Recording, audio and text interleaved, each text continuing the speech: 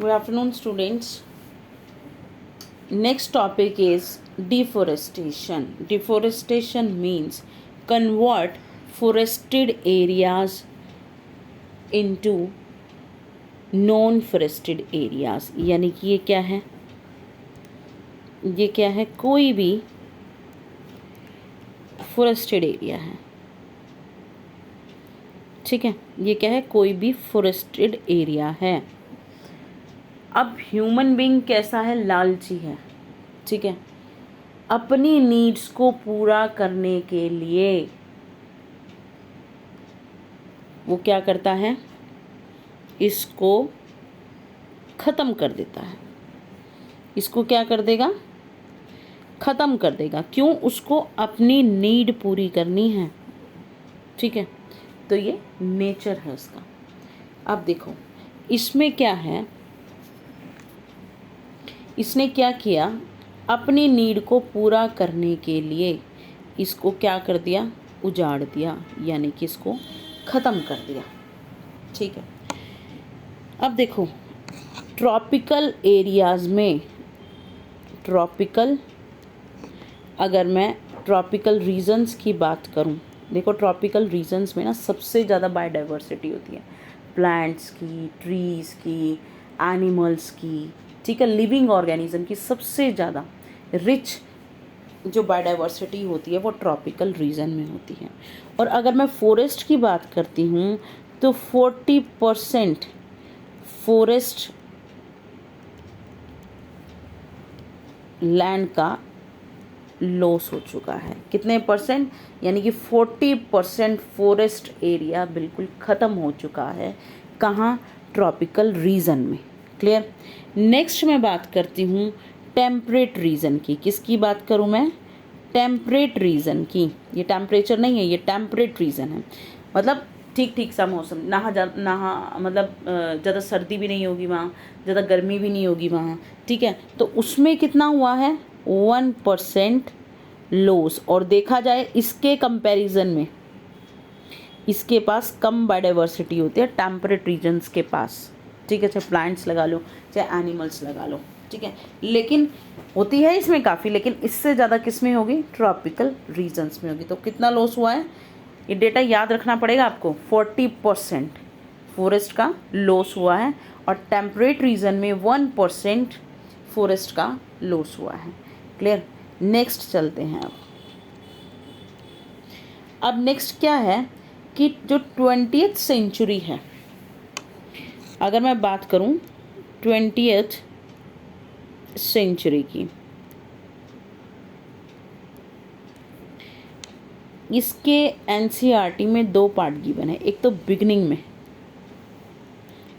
में क्या होता है और by the end of 20th century. देखो बिगनिंग में क्या होता है, जो 30% लैंड है ना, 30% लैंड, यानी कि लैंड का 30% वो किसने कवर कर रखा है? फॉरेस्ट ने कर रखा है। किसने कवर कर रखा है? फॉरेस्ट ने कवर कर रखा है उसको। कब? जब स्टार्टिंग हुई है किसकी? 20th सेंचुरी की। लेकिन जैसे जैसे ये सेंचुरी ख़त्म हो रही है तो कितना एरिया रह गया है लैंड का, यानी कि फॉरेस्ट लैंड का? 19.4%। देखो कितना लॉस हो गया। पहले कितना था? 30% था, और अब कितना रह गया? 19.4% ऑफ फॉरेस्ट, लैंड। यानी कि पहले 30% फॉरेस्ट थे, ठीक है, और बाद में कितने रह गए? 19.4% रह गया, ठीक है। अब नेक्स्ट क्या है? 1988 में आई नेशनल फॉरेस्ट पॉलिसी। ये क्या है? N for national, F stands for forest policy, P for policy, यानी कि नेशनल फॉरेस्ट पॉलिसी ने 1988 में, मैं सारा एनसीईआरटी से करा रही हूँ, आप रीड कर लेना। इसमें उसने क्या कहा एनएफपी ने कि जो प्लेन एरिया है ना, प्लेन एरिया में 33% फॉरेस्ट होना ही होना चाहिए, चाहे कुछ हो जाए। ये गवर्नमेंट ने पॉलिसी निकाली थी, नेशनल फॉरेस्ट पॉलिसी, ठीक है। और माउंटेन एरिया में यानी कि हाई एल्टीट्यूड्स की अगर मैं बात करूं तो वहाँ 67% फॉरेस्ट होना चाहिए। क्लियर? अब फिर क्या हुआ? अब डिफोरेस्टेशन का केवल एक ही कारण नहीं है, बहुत सारे कारण हैं। और उन मेजर रीजंस में से सबसे बड़ा रीज़न है, उन रीजंस में से सबसे मेजर रीज़न जो है वो है ह्यूमन एक्टिविटी, क्योंकि इंसान टिकता तो है नहीं, ठीक है ना। इंसान क्या सबसे ज़्यादा लालची है, ये कुछ भी कर सकता है अपनी डिमांड्स को पूरा करने के लिए। इसको सिर्फ अपने से मतलब है, किसी और से नहीं, और ये सच्चाई है। देखो नेक्स्ट क्या है, फॉरेस्ट लैंड। ये मैं रीज़न बता रही हूँ, मैं डिफोरेस्टेशन क्यों हुआ, क्योंकि फॉरेस्ट लैंड को जो इंसान है उसने चेंज कर दिया, किस में? एग्रीकल्चर लैंड में, ठीक है। क्यों कर दिया इसने? क्योंकि पॉपुलेशन इंक्रीज हो रही है। क्या इंक्रीज हो रही है? पॉपुलेशन इंक्रीज हो रही है, तो डिमांड भी क्या हो रही है? इंक्रीज हो रही है। किसकी? केवल क्या फूड की? नहीं, फूड भी चाहिए और शेल्टर भी चाहिए, ठीक है। नेक्स्ट क्या है, अब पेड़ों को काटा गया, ट्रीज आर एक्स्ड,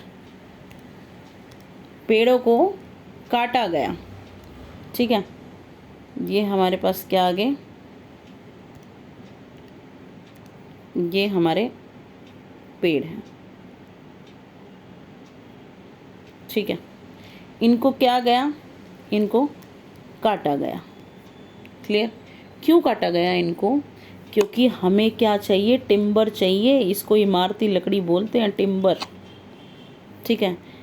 हमें जलाने के लिए लकड़ी चाहिए, फायरवुड, ठीक है। कैटल रेंचिंग यानी कि कैटल्स के लिए शेल्टर चाहिए हमें, कैटल रेंचिंग, ठीक है। और बहुत सारे ऐसे पर्पस हैं, तो हमने तो क्या कर दिया? इनको काट दिया, ठीक है। फिर मैं बात करती हूँ, डिफोरेस्टेशन का एक और कारण है, एक और ह्यूमन एक्टिविटी है। इसको बड़े ध्यान से सुना, ये पेपर में आ सकती है। वो क्या है? स्लैश एंड बर्न एग्रीकल्चर है। स्लैश एंड बर्न एग्रीकल्चर, ठीक है। इसको हम बोलते हैं जूम कल्टीवेशन। जूम कल्टीवेशन ये कहाँ होती है? North eastern parts of India, north eastern states जो हैं इंडिया की, वहाँ इस खेती को करते हैं। इस खेती को हम बोलते हैं जूम कल्टीवेशन और स्लैश एंड बर्न एग्रीकल्चर, ठीक है। इसमें क्या करता है, जो फार्मर है ना, ये क्या है? ये प्लांट्स, ये ट्रीज हैं, ये क्या है? ट्रीज हैं। इनको फार्मर क्या कर देगा? इनको कट कर देगा, ठीक है। कट करने के बाद क्या करेगा? ये जो एरिया है ना नीचे, इस एरिया को वो क्या कर देगा? जला देगा। इस एरिया को वो क्या कर देगा? जला देगा। इस एरिया को उसने सारा जला दिया इसको, ठीक है। फिर उसके बाद क्या करेगा वो? उसके बाद ये जो ऐश बचेगी ना, यानी कि जो राख बचेगी, ये जो राख बचेगी, इस राख को वो क्या करेगा? यूज़ करेगा। इस राख को वो क्या करेगा? यूज़ करेगा वो इस राख को, ठीक है। फिर इस राख को कहाँ यूज़ करेगा? फर्टिलाइज़र की तरह। किसकी तरह यूज़ करेगा इसको? फर्टिलाइज़र की तरह यूज़ करेगा, ठीक है। फिर उसके बाद जो वो एरिया बचा है ना, ठीक है, जो एरिया बचा है उस पे या तो फार्मिंग करेगा, उस पर या तो क्या करेगा, फार्मिंग करेगा, या फिर कैटल ग्रेजिंग कराएगा, यानी कि जो कैटल्स हैं वो चारा अपना वहाँ से लेंगे। ठीक है, या तो क्या करेगा, फार्मिंग कराएगा या फिर कैटल ग्रेजिंग कराएगा। ठीक है, फिर इसके बाद अगर वो फार्मिंग करता है तो क्या करेगा, कुछ सालों तक उसको ऐसे ही छोड़ देगा, यानी कि उस पर फार्मिंग नहीं करेगा। ठीक है, क्यों करेगा ऐसा, वो उसको फिर अपने से मतलब है ताकि वो फर्टाइल हो जाए और वो दोबारा से इस प्रोसेस को कर सके। ठीक है, और फिर क्या करता है, अब ये इंसान क्या करता है, इस एरिया को छोड़ देगा, अब किसी और एरिया को ढूंढ लेगा। ये सिर्फ होता है north eastern states of India. ठीक है, क्या होता है, जूम कल्टीवेशन होता है इसमें। ठीक है, फिर उसके बाद क्या है, रिजल्ट ऑफ डिफोरेस्टेशन। अब रिजल्ट क्या है भाई इसका, रिजल्ट ऑफ डिफोरेस्टेशन। अब कारण तो बता दिए मैंने, अब इसका रिजल्ट क्या होगा, क्या क्या इसके नुकसान होंगे। देखो क्या करते हैं, ट्रीज जो हैं या प्लांट्स जो हैं ये क्या करेंगे, ये ट्रैप करते हैं किसको, आपको पता है ये प्रोसेस फोटोसिंथेसिस के थ्रू सनलाइट से क्या लेंगे, सन से क्या लेंगे, सनलाइट लेंगे। ठीक है, और फिर इधर से क्या करेंगे, CO2 जो एटमॉस्फेयर में प्रेजेंट है इसको क्या करेंगे, लेंगे, फिर क्या करेंगे, ऑर्गेनिक फूड की फॉर्मेशन करेंगे। ठीक है, एक बात बताओ, ये क्या करता है, CO2 को अब्जॉर्ब करता है यानी कि लेता है। ठीक है, जब प्लांट्स ही नहीं होंगे, ट्रीज ही नहीं होंगे तो CO2 की कंसंट्रेशन तो अपने आप बढ़ जाएगी। ठीक है, ये CO2 का यूज़ क्यों करते हैं, अपना बायोमास बढ़ाने के लिए, अपना बायोमास बढ़ाने के लिए। ठीक है, ये क्या करते हैं, कार्बन को होल्ड करके रखते हैं। ठीक है, लेकिन ये तो क्या हो गया है, ये सब डिस्ट्रॉय हो चुका है, किसके कारण, डिफोरेस्टेशन के कारण। ठीक है, फिर नेक्स्ट रीज़न क्या है इसका, कि जो हैबिटेट लॉस होता है ना,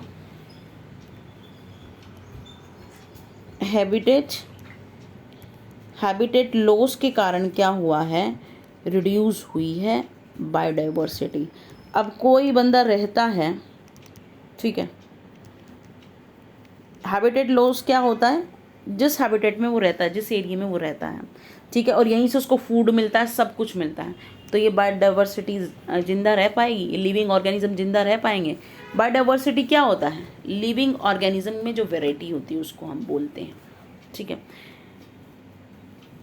तो ये बच पाएंगे, नहीं बच पाएंगे, तो ये क्या हो जाएंगे, रिड्यूस हो जाएंगे। ठीक है, और अब इसकी वजह से क्या होगा, डिफोरेस्टेशन की वजह से और क्या हो सकता है, ये डिस्टर्ब करता है किसको, हाइड्रोलॉजिकल साइकिल को, हाइड्रोलॉजिकल साइकिल को।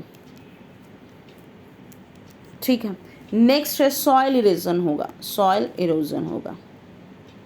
ठीक है, सॉइल इरोजन होगा तो क्या होगा, डिजर्टिफिकेशन होगा, एक्सट्रीम केसेस में डिजर्टिफिकेशन हो जाता है।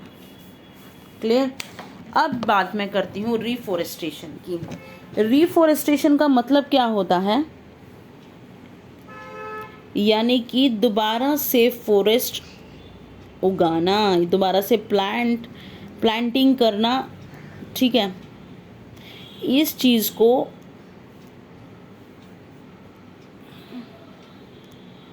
रिफोरेस्टेशन का मतलब क्या होता है, दोबारा से प्लांटिंग करना। उस एरिया में होता है रिफोरेस्टेशन जहाँ पहले से फॉरेस्ट प्रेजेंट होता है। ठीक है, लेकिन कुछ कारण ये क्या होता है, ख़त्म हो जाता है। ठीक है, तो हम लोग क्या करते हैं, इसको यहाँ प्लांटिंग करेंगे। देखो ये नेचुरल प्रोसेस भी है, रिफोरेस्टेशन अपने आप भी हो जाता है। ठीक है, अगर कोई एरिया है, लैंड एरिया खाली पड़ा, कुछ ना कुछ है तो वीड्स उगेंगे, कुछ ना कुछ तो उस पर उगेगा, ये अपने आप भी हो जाता है, या रूट से अपने आप मतलब वो जर्मिनेशन होके अपने आप प्लांट बन जाता है। लेकिन अगर हम प्लांटिंग कर देते हैं ना, तो ये हमारा प्रोसेस है ना, ये फास्ट हो जाता है। ठीक है, अब देखो मैंने क्या पढ़ाया है, डिफोरेस्टेशन। एक बार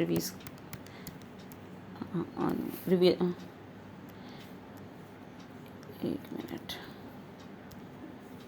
देखो रिवीजन कर लेते हैं एक बार। डिफोरेस्टेशन में मैंने क्या बताया था कि कन्वर्ट करना फॉरेस्ट एरिया को नॉन फॉरेस्ट एरिया में। 40% क्या बताया मैंने, 40% फॉरेस्ट का लॉस हो चुका है ट्रॉपिकल रीजन में और 1% फॉरेस्ट का लॉस हो चुका है टेम्परेट रीजन में। ठीक है, और अगर मैं 20th सेंचुरी की बात करूं, 20th सेंचुरी के बिगनिंग में 30% लैंड जो है वो फॉरेस्ट से कवर था, लेकिन जैसे जैसे ये सदी ख़त्म हुई तो उस टाइम 19.4% फॉरेस्ट एरिया रह गया। ठीक है, 1988 में गवर्नमेंट ने पॉलिसी निकाली, नेशनल फॉरेस्ट पॉलिसी। इसमें क्या कहा कि प्लेन एरिया में 33% फॉरेस्ट होना चाहिए, माउंटेन एरिया में 67% फॉरेस्ट होना चाहिए। ठीक है, तो डिफोरेस्टेशन का एक ही एग्जाम्पल नहीं, एक ही रीज़न नहीं है कि सिर्फ यही रीज़न है। अब इसमें क्या बताया उसने, इसमें ह्यूमन एक्टिविटी भी इन्वॉल्व है। ठीक है, जो क्या करती है फॉरेस्ट लैंड को चेंज करती है, किसमें, एग्रीकल्चर लैंड में। एग्रीकल्चर लैंड में क्यों करती है, क्योंकि पॉपुलेशन इंक्रीज हो रही है। पॉपुलेशन इंक्रीज हो रही है तो उसकी डिमांड भी इंक्रीज हो रही है। डिमांड किस चीज़ की, फूड की, शेल्टर की, ठीक है, क्लोथ्स की। ठीक, आगे क्या है, ट्रीज को हम क्या करते हैं, काट देते हैं। क्यों काटते हैं, क्योंकि हमें उससे टिम्बर मिलता है, फायरवुड मिलता है, कैटल रेंचिंग मतलब कैटल्स के लिए शेल्टर मिलता है जो फार्म होता है। और उसके बाद नॉर्थ, एक और रीज़न है, नॉर्थ ईस्टर्न स्टेट्स जो हैं इंडिया की, वहाँ जूम कल्टीवेशन होती है, उसको स्लैश एंड बर्न एग्रीकल्चर भी बोला जाता है। इसमें क्या करते हैं, ये जो फॉरेस्ट होते हैं इनको क्या कर दिया जाता है, काट दिया जाता है, और जो रिमेनिंग्स होते हैं ना इनके प्लांट्स के और ट्रीज़ के जो नीचे बच जाती हैं, जड़ें बच जाती हैं, या थोड़ा सा उससे ऊपर वाला पार्ट बच जाता है, उसको क्या कर देते हैं, जला देते हैं। जलाने के बाद उससे राख बन जाएगी। उस राख को वो क्या सोचते हैं, फर्टिलाइज़र, एज अ फर्टिलाइज़र उसको यूज़ करते हैं। ठीक है, एज अ फर्टिलाइज़र उसको यूज़ किया।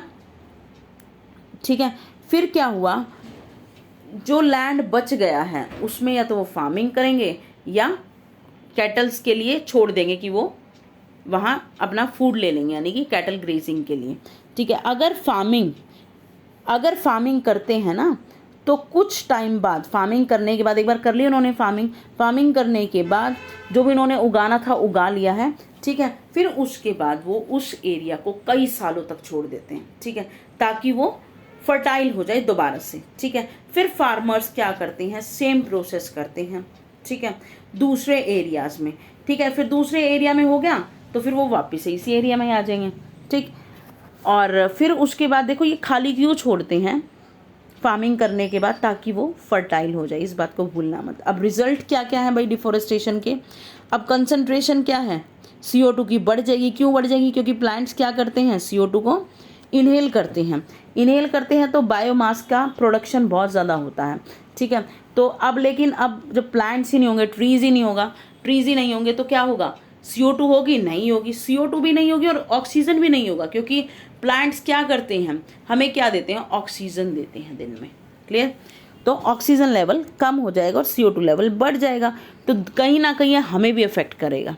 ठीक है, हैबिटेट लॉस, अगर हैबिटेट ही नहीं होगा, उनका घर छीन लिया जाएगा ऑर्गेनिजम्स का, तो वो कहाँ रहेंगे, और वो भी ऐसा अगर जहाँ वो सब कुछ अवेलेबल है, शेल्टर भी है, फूड भी है। ठीक है, तो क्या है, रिड्यूस हो जाएगा किसमें, बायोडाइवर्सिटी में, और ये डिस्टर्ब भी करते हैं हाइड्रोलॉजिकल साइकिल में। देखो प्लांट्स क्या करते हैं, ट्रांसपायर करते हैं। ठीक है, मतलब 3% के अराउंड क्या करते हैं, वाटर को रखते हैं, 90% को क्या करते हैं, लूज कर देते हैं। तो कहीं ना कहीं अगर यही नहीं होंगे तो क्या होगा, कहीं ना कहीं डिस्टर्ब होगी हाइड्रोलॉजिकल साइकिल। ठीक है, क्योंकि वाटर का इनटेक वगैरह ये सब होता है, वो इतना डीप में पढ़ने की जरूरत नहीं है, बस इतना याद रखो। सॉइल इरोजन होगा।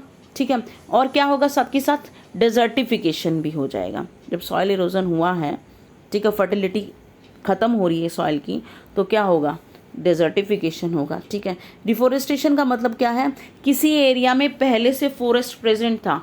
ठीक है, पहले मान लो इस एरिया में फॉरेस्ट प्रेजेंट था, लेकिन कुछ कारणों के मतलब कुछ ऐसे रीज़न हुए जिसकी वजह से वो डिस्ट्रॉय हो गया। ठीक, फिर हमने क्या किया कि वहाँ प्लांटिंग शुरू कर दी। ये नेचुरली भी हो सकता है, अपने आप रिफॉरेस्टेशन यानी कि फॉरेस्ट बन जाता है उस एरिया में, लेकिन अगर हम प्लांटिंग करेंगे ना तो हमारा ये जो फॉरेस्ट का प्रोसेस है ना तो वो क्या होगा, फास्ट होगा, जिससे CO2 क्या हो जाएगी, कम हो जाएगी। क्यों कम हो जाएगी? क्योंकि उसको प्लांट्स और ट्रीज लेना शुरू कर देंगे और ज़्यादा से ज़्यादा ऑक्सीजन मिलेगी और साथ के साथ डाइवर्सिटी, बायोडाइवर्सिटी भी इंक्रीज होगी, फूड मिलेगा, शेल्टर मिलेगा ऑर्गेनिजम्स को। ठीक है, थैंक यू।